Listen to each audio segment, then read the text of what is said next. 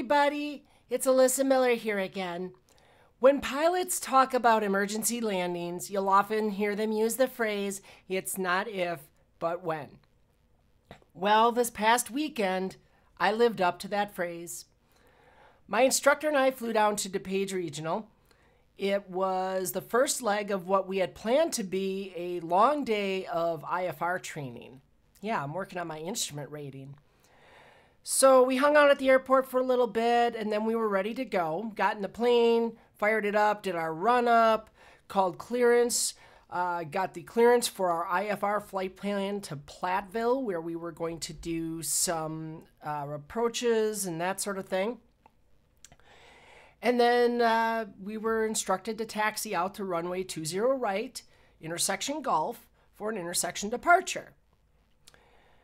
Called up tower, we got a heading of 250 on a right turnout, and we were cleared for takeoff. Rolled onto the runway, full throttle. Engine sounded great, aircraft was performing wonderfully, everything was normal. We took off, we were off within less than 1,200 feet, which with two people in the plane, no flaps, so not maximum takeoff performance, that's pretty typical. Started climbing at VY. We saw about 1,200 feet per minute, which on a cooler Midwest day with two people in the plane, in my aircraft, that's also totally normal. We got to about 700 feet, however, and things stopped being normal. At about 700 feet AGL, I heard and felt the engine slow down. So the first thing I said was, okay, what happened, as I was pushing the nose down? And so I started looking around. First thing I did was I looked at the tachometer. And sure enough, it said the engine was only turning at 2,000 RPM. Normally that would be about 23 to 2,400 RPM on a good VY climb out. So now I know something's up. Started checking a couple quick things. Pushed the throttle and the mixture just to make sure they were indeed all the way forward. I had been guarding them with my hands, so it seemed unlikely, but checked that. Checked a couple quick gauges, made sure I had oil pressure, made sure I had fuel pressure. I quickly checked the fuel pump switch to make sure that that was on. So just a couple quick things, and I realized, okay, there's a problem here, but I still have power. So I made a right turn, started turning back toward the airport, contacted tower, and declared an emergency. Now, air traffic control was great because they right away asked, okay, what runway do you want? I said, I'll take the closest one. It looks like that's runway 10, and I'll be landing with a tailwind. From there, they went to work, and they cleared all the other aircraft. They had a bunch of people who are doing pattern work, so they had them extend their upwinds and downwinds, made room. We came around, the engine kept running. I was able to execute an emergency landing on runway 10. Landed safely, used the entire runway. We'll talk about that more later. And we were able to taxi back to the ramp under our own power. Now, of course, they did what they needed to do at the airport. They had the ARF trucks waiting. So they had a truck who was just waiting for us to roll in. He came over, took some information for the report, and let us take a little photo op in front of the truck. And that was it. We were down safely. Now we had a problem with the aircraft, but we made it back safe and sound. Exactly what you want. Best case scenario in an emergency situation. No injuries, no damage. The plane will be reusable. Everything was good. So I wanted to share this experience and some of the things that I felt I did well as what I see as some items I can learn from for the future. Unfortunately, I didn't have video running, and I wasn't recording the cockpit audio either. So what I did do was I took some audio from LiveATC. First of all, thank you to everybody who makes LiveATC possible. It is an invaluable tool in situations like this to be able to go get that audio and kind of hear it after the fact, how it all went down. So I took that audio and I coupled it with my flight track in ForeFlight. So we'll take a look at that in just a minute, just to give you some context of how this happened and how everything kind of worked out. And then I'm going to talk through some of the things that I feel went really well, that I did correctly, or that I'm actually kind of proud of. And then I'll talk about some of the things that I want to use as learning moments for the future. Now, before I do that, there are two things I need to stress that are critically important. First of all, I am not a CFI. I am not an instructor. I'm not a representative of the FAA. I am a first-year private pilot with about 400 hours of total time in aircraft. So this is not meant to be instructional. Nothing you're going to see here is meant to be a teaching tool necessarily. But I did want to share my experience. And if you want to discuss these things with your instructor or whomever, feel free, please do. But just don't take anything that I say as an expert opinion or fact. Second, I want to stress that this was not an impossible turn situation. We hear and see a lot about the impossible turn. And when we talk about that, we're talking about an engine that is producing no power. We're talking about an aircraft that lost all thrust and whether or not you can turn back to the airport. In this case, I had partial power. In fact, I had enough power that not only was the plane holding altitude, but I was actually able to continue to execute a gentle climb. So it was in light of that that I made the decision to turn back for the airport and try to execute an emergency landing. So keep that in mind, because had I gone zero power, this would have ended very differently. It probably, hopefully, would have ended with us making an emergency landing in one of the fields and open areas south of the airport. So let's dig into this, and then I'll talk through what went well, what didn't go well, or what I can improve on. And then, at the end too, I will, of course, share with you what ended up being the cause of all this. So let's take a look. Archer 415, that our base around, runway 20 right. Taxi Echo. Clear for takeoff.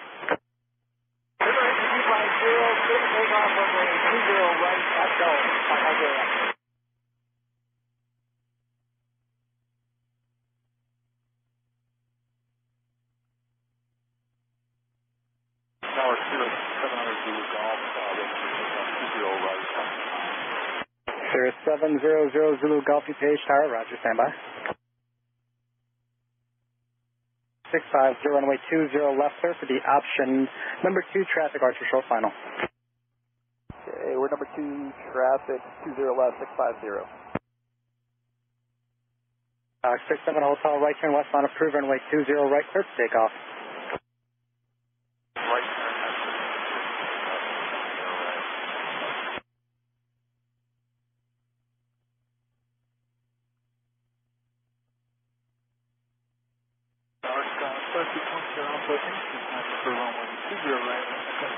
Track 5610 Alpha DuPage Tower, roger, standby.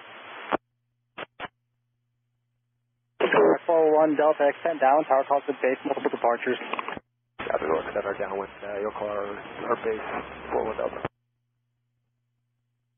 Archer 55 Juliet, contact your car departure, get in. Over to departure, have a good day, 55 Juliet. Good afternoon, Atlantic, southbound, citation 703, Tango, X-ray. 79 Victor, roger, you're following Skyhawk traffic 2 miles ahead of you, then down, report in sight. Traffic in sight, 79 Victor. Page Tower, Cherokee 6355 Juliet, declaring an emergency. We're having reduced power here. Cherokee 55 Juliet, roger, what runway would you like? Whatever we can get first, looks like maybe 10 will be landing with a tailwind. Cherokee 55 Juliet, roger, enter a right base, runway 10.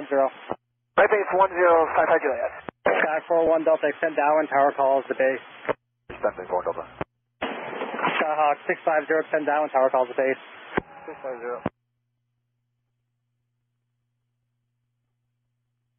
Cherokee 414, extend upwind, tower calls the base. Extend the afternoon, you'll call the Sirius 70 Zulu Golf, DuPage Tower. Fly straight out, all cars sit on course, runway 20 right, clear for takeoff. Clear for takeoff, straight out, we'll look for you, Zulu Golf. Cherokee 55 Juliet, wind 250 at 12, gust 17, runway 10, clear to land. 10, clear land, 55 Juliet. 0 Zulu Golf, clear for immediate takeoff, runway 20 right, traffic right, base runway 10. Immediate takeoff, Zulu Golf. Track 67 Hotel, start the right turn westbound when able. Turn right, hotel. Coming back, they are having engine issues.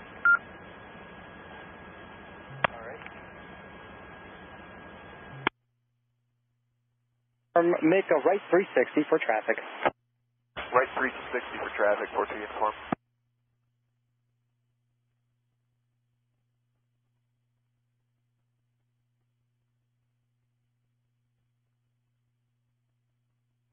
Track 41 Delta, base approved, runway 20 right, clear, touch and go.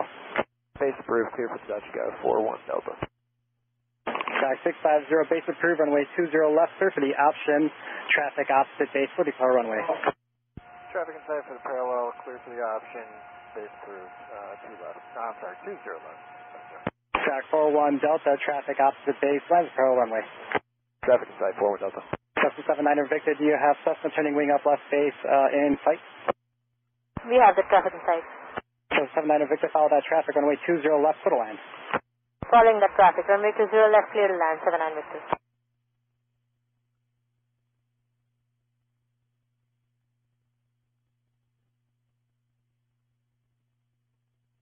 Number 55 Juliet, do you need any assistance over there at hotel? Negative, but we'll have to text back to the jet center, 55 Juliet. Number 55 Juliet, roger, contact ground point 8. For ground, 0.8, 55 Juliet.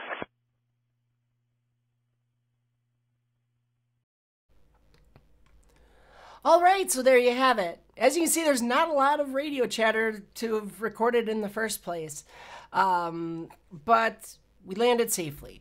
The most important thing. But let's talk now. I want to share with you some of the things that, as I sort of analyzed all of this after the fact, these were the things that stood out to me that I was like, wow, I really actually handled that pretty well. Now, of course, any emergency landing you can walk away from, you got to figure you handled it well enough. But there were a couple things that really made me happy. First and foremost, the single thing that I am most proud of in this whole scenario is that when I lost the engine power, almost instinctively I pushed that nose forward. You hear different people, YouTubers and whatnot, talk about this, that when you lose thrust on takeoff, the single most important thing is get that nose forward, push it down so that you can keep airspeed. Now, I had partial power, so I didn't have to nose all the way over, but I did stop my climb. I brought the nose down, and, in fact, if you paid attention, you could actually see that in the altitude numbers in that video from ForeFlight. I did level it off for a minute just to make sure that I kept airspeed. So I stayed at that VY speed, made sure that I wasn't going to stall the aircraft. That's something that I would hope in a zero power situation, I would have that same instinct and do the same thing. The second thing is that I didn't have any reluctance to declare an emergency. I've seen so many crash analysis videos where they talk about, pilots who waited to declare an emergency. You didn't think it was that bad, wanted to troubleshoot the issue first before they had ATC declare an emergency. In a situation like this, there is no reason that I can see why you wouldn't want to declare an emergency right away. Get ATC on your side working for you. Right away, they gave me, okay, what runway do you want? That's awesome. And then, they started clearing aircraft.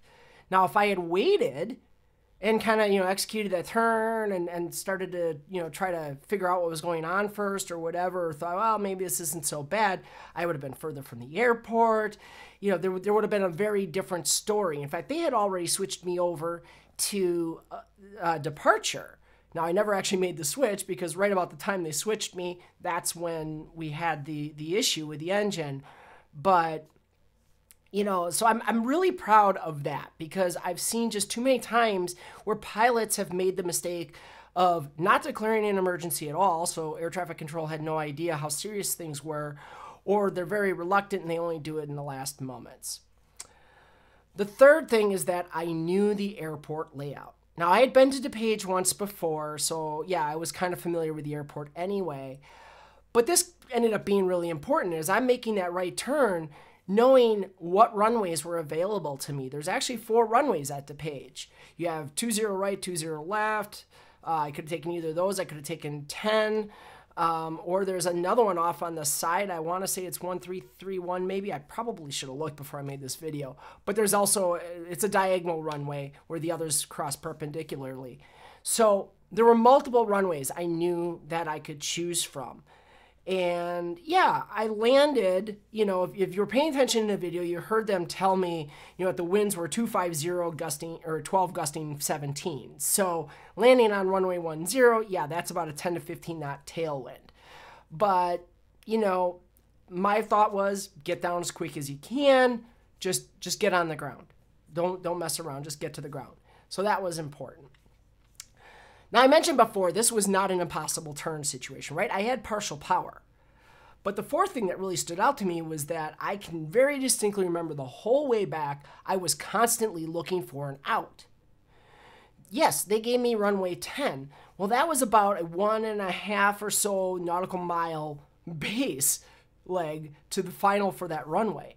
So I had a ways to fly. Now, I knew my engine was making power, but I also knew at any moment it could quit. So I was looking at the airport, I was looking at what was around me. I stayed close to the airport because I wanted to be able to get back to that nice open area. To the west of DuPage, there's a lot of houses and buildings and things. That was not where I wanted to be going down. So I remember looking at this nice grass strip that's between the road and the airport itself. I'm like, I figured, okay, I could 180 into that. I also started looking at, well, hey, I might even be able to 180 and actually land on 20 right where I just departed from, or maybe at least the taxiway there. So I knew I had options, and I was constantly looking the whole way because, again, partial engine power, I don't trust that. That could turn into 0 engine power in a heartbeat, and so I wanted to be prepared. Another thing that I felt was really important in this whole scenario was that my decisions were pretty definitive. I never second guessed. Once I said I want runway 10, that was where I was landing. There was no other thought in my mind. Once I decided there's a problem, I'm declaring an emergency, that's exactly what I did. There was no other thought in my mind. I did not even hesitate to think like, well, should I declare, should I not? No, everything was very definitive in the moment, just quick, make a decision and go with it.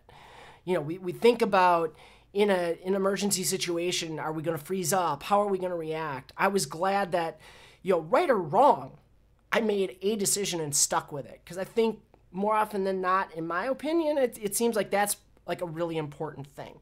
So just being able to make good decisions, make them fast, and stick to them, that was important.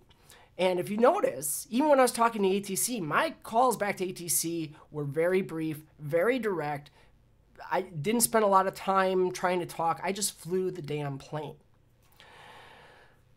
Now, I've had a number of people ask me about, did I run an engine out checklist? And the answer is no. Look, I told you I was on a 1.5 mile base leg back to the runway. I had a partial power situation.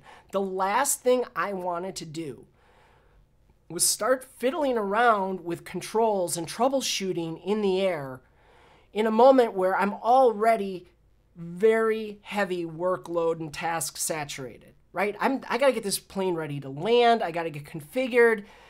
Plus, if I start messing around with controls, that could actually cause the engine to die. I didn't know what was going on. I didn't know why the engine wasn't making power. The last thing I wanted to do was flip fuel tanks and, play with the mixture and do stuff like that and have that potentially actually cause the engine to stop running altogether. I wanted to keep everything the way it was going. I had enough power to keep altitude and actually control the plane. First time I started to touch anything was when I was ready to actually start descending and I started pulling the power back. So I'm actually really glad that I didn't grab for a checklist and start doing that. I think that would have been a really bad idea. I just didn't have the time. If you paid attention, from the time I declared the emergency to the time I was on the ground and they were asking me if I needed help, it was like 2 minutes. That's not a lot of time, and there was a lot going on, let me tell you. And then finally, I want to actually say a big shout out to my CFI because she was amazing in this situation.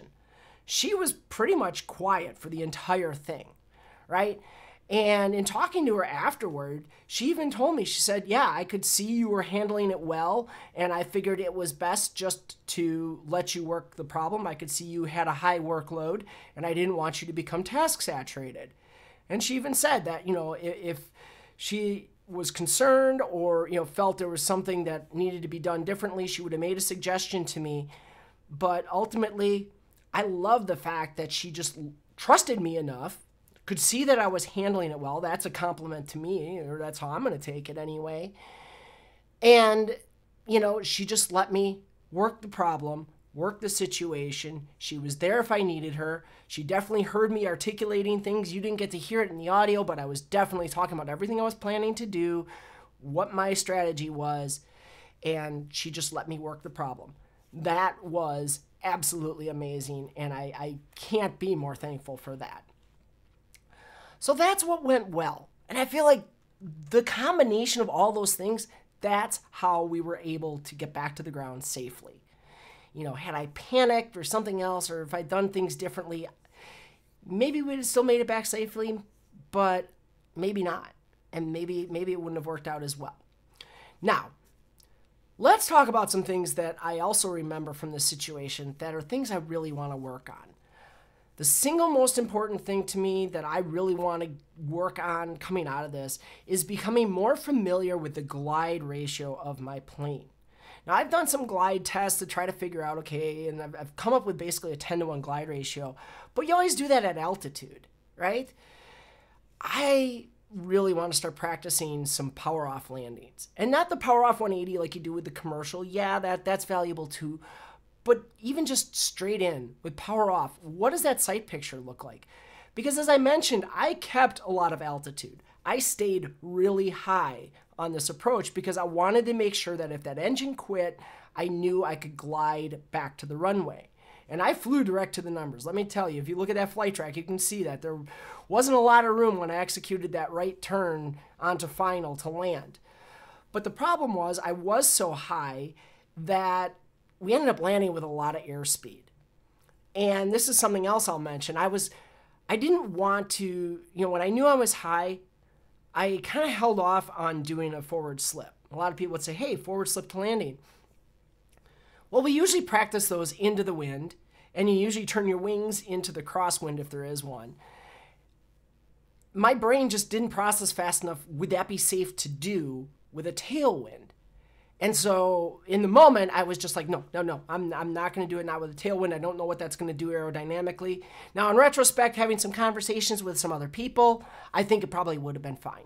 Airspeed being airspeed, different from ground speed, all of that, it probably wouldn't have made a difference. It probably would have been fine.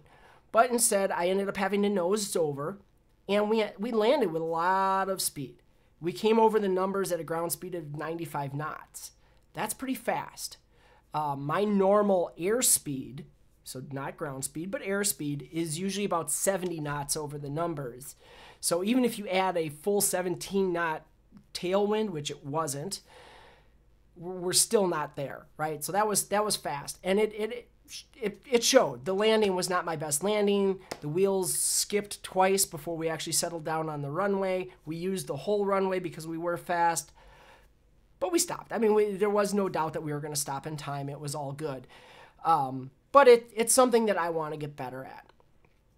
The next thing that I want to really work on is being really diligent about how I check my static RPM at takeoff. So a lot of us do this, right? You set the power and you say power set. It means I'm full throttle and the engine's making normal power. And I do look at the tach, but usually I'm just kind of generally looking at where is the needle in a general sense. And I realize I might be getting kind of complacent about that. And so one of the suggestions that someone made to me that I think I'm going to incorporate is actually looking at it and calling out the number, making 2375 or whatever it is, right? Because I think that that's really important. You know, now in this case, the engine was making normal power. I did look at it. It looked, you know, in the normal position. The takeoff performance was exactly what I would have expected.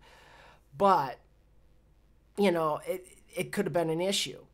Now, the other thing I'm thinking about doing is potentially adding a static RPM check to either my run-up or maybe my pre-takeoff checks. I know they do it with multi-engine, because here's the thing. When we were troubleshooting on the ground, we did another run-up. So this is after the emergency landing. We did a run-up, and the run-up was fine. Everything passed.